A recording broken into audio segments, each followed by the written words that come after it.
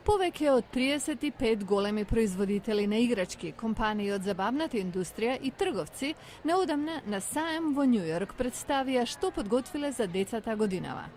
Голема атракција е Перплексус, нов тридимензионален лавиринт. Топка се тркала над извиткана и тесна мултирамнина низ внатрешноста на сфера. Творецот Майкл Мегинес вели дека добрите играчки им дозволуваат на децата да се преправаат дека се возрасни. Ја преземаме улогата да се биде возрасен во нешто. Почнуваме да копираме работи што мислиме дека се исправни за возрасни, како што прават децата кога се играат.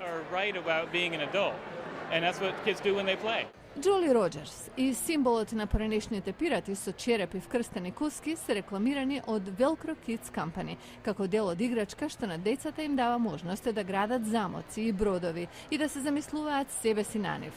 Денис Вокер вели дека символот е тоа што децата ќе направат од него. Не мора да биде со негативна конотација. Може да изберат сите да се пријатели и да си играат заедно, да гледаат мапи и да бараат богатство или само да пловат по морињата.